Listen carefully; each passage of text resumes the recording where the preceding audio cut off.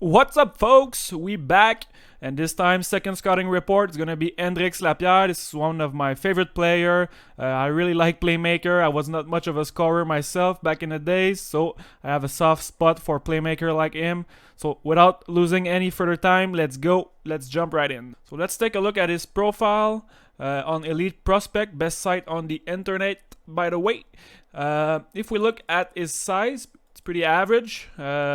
Yeah, pretty average. If we go down, if we look at his stat, the only thing I see when I look at his stat, he's not much of a scorer. It's pretty obvious he's a playmaker, but it's a bit worrying that he's never really scored more than 20 goals in the past season, even in midget, bantam, or anything like that. And this year, only 2 goals in 19 games.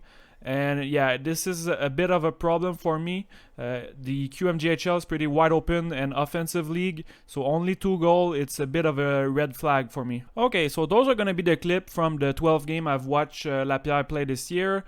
And one thing that I want to talk about is his transition game, because I think this is a strong aspect of his game. He's really good at carrying the puck from his zone to the other zone entry, everything like that. So when he gets going in the neutral zone, it's pretty hard to stop, and this is where he's at his best. So I have multiple examples of him doing that. Beau travail de Crevier là, qui s'est servi de sa longue portée. Attention, là, c'est Kolkov qui va s'échapper seul devant Maroney. Kolkov tire. Arrête! So this is pretty useful to a team, player that's able to do that. Because, I mean, the more often you're able to get the puck to the other zone, this is time that you're not going to get scored because the puck's in the other zone. But the only knock I have with him is that I think he settles too often, and he will take what the other defenseman gave him, but he's not going to try really hard to drive the net, finish his plays to the net.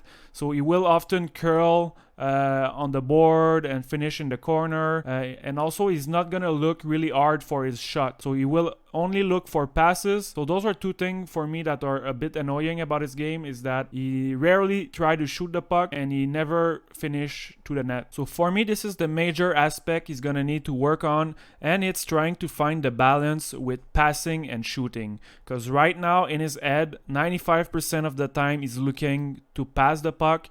Even when there's no passing lane, he's still forcing it. He doesn't like to shoot the puck. So I like to say he's allergic to shooting the puck, and he's gonna need to solve this, find the balance, because right now he's getting predictable, and even on the power play, team are letting him shoot and he doesn't want to shoot the puck. So it's becoming a problem, and there's a reason why he only has 2 goals this year. So the number 1 reason why he's not scoring more than that: first, he's not shooting the puck enough on the net, so he doesn't have the volume. After that, his shot is pretty bad. I would say his shot is below average, especially in the power department. He doesn't have the power to beat goalie cleanly. And finally, he doesn't have the scoring touch. He doesn't have really the instinct to finish, the finishing ability. And so this is a little bit worrying for me. Des cataractes, en fait, c'est Nos Baumer qui était présent sur Harvey Pinard. Un tir de loin de la passe coupé par Vladislav Kotkov. La transition vers Harvey Pinard. Et Lapierre dessine.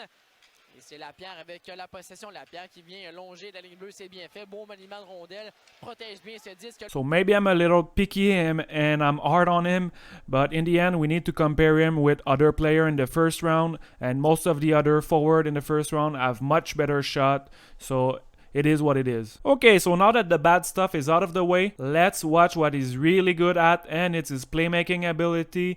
He has very good vision, high IQ player. He sees passing lane that not too many players are able to see. And for me, he might be the 3rd best playmaker of this draft after Lafrenière and Raymond. En zone neutre plutôt. Les Saguenayens qui saisissent. Lapierre avec le 10. De l'autre côté pour Hood. Contre 4, on bâtit l'attaque alentour de Hood. Hood passe à Lapierre pour Cross. Alors Lapierre qui va reprendre devant Cormier, la feinte devant ce dernier.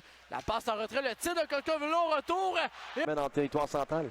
Yazov qui entre chez les voltigeurs. La remise vers Lapierre. Attention, l'autre côté. Le dégagement refusé. La chute de Bourgeois derrière les filets de Coulombe. La Farmer, le tir! And this right there might be the most beautiful pass I've seen all year. It's crazy. So he goes in the middle of the zone. There's 3 players around him, and he managed to make a backhand pass.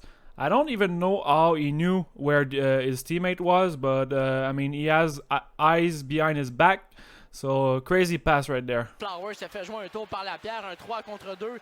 La passe à Kotkov, le tir qui viendra jamais. Les filets de McLaren avec 6,35 à jouer en première. Le revirement, c'est Lapierre. Lapierre avec Harvey Pinard, on est patient devant le but! This one too was very impressive. So he's falling on his ass and still managed to make the pass, complete the pass in front of the net. Very well done. Versant, c'est saisi par Lapierre. Lapierre qui s'avance dans le coin, la patinoire, belle feinte devant la voie, protège devant le filet. Kotkov, oh là! Et Rafano Mezenzoa qui empêche la sortie de zone, c'est bien fait. Le tir de ce dernier. La passe pour Lapierre, accélère devant Pépin, ne peut compléter sa feinte. Et tout de même, un deuxième effort enlève le disque à Bourgault. Le tir de Pellerin qui a été effleuré par un Bourgeois. Autre tir à le but! So as you can see, the playmaking ability is very nice. It's elite, and this is where there's a huge upside with him. Now let's transition to the few goals that he scored this year. So I have a couple here. Débloqué et la contre-attaque Kotkov devant le filet, le but! And of course, I have to put this one in just to troll a little bit. Really unlucky bounce right there. And here I have a couple breakaway in the shootout. So I haven't talked much of his stick handling, but I would say his hands are above average. He has really good hands. And when you mix his stick handling with his vision, this makes for a very dangerous offensive player. And I cannot make a video about Hendrix Lapierre without talking about the injury concern. So as you probably already know, he's injured right now. It's his third concussion in the last 8 months. So it's starting to be really scary for him. 3 concussions at this age, still very early in his career.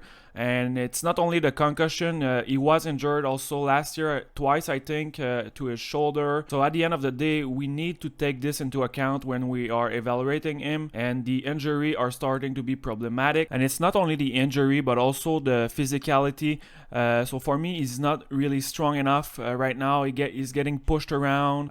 He struggled winning puck battle, going to the net. So if you want to be able to play at the next level versus man, he's really going to need to bulk up, get stronger, and avoid getting hit like that. So you never know how much of an impact those injuries could have on him. Maybe it's gonna slow down his progression, eventually maybe be shorten his career. So for me right now, there's might be a little bit too much red flag. So for all those reasons, I would say for me he's currently late first round pick and maybe second round, just because there's a bit too much risk involved and he hasn't shown really a good progression. I've seen him a lot last year, almost 40 games. This year 15 games, and I can tell that at the Elinka he was unreal, he was unbelievable, really good, but since then he hasn't shown really a good progression.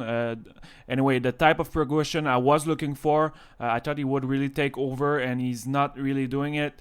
So for me, I'm gonna bump him down a little bit and he's probably gonna be late first and or second round pick. So this is gonna be it for this video. So hopefully he can get back fully healthy and turn things around, and I will definitely be rooting for him because I like his play style a lot and he seems to have a really good head on his shoulders. So definitely I wish him all the best and would like to see him succeed. For the next video, please comment below the player that you would like to see. I'll try to do the one that gets the most thumbs up. There's a lot of players that I've seen around 5 or 6 games, so I should be able to make a bit more video in the near future, and I really like this format. I think I'm gonna keep doing this, watching around 10 games from each prospect and doing scouting report like this. Anyway, if you like this, please like, subscribe, and ciao.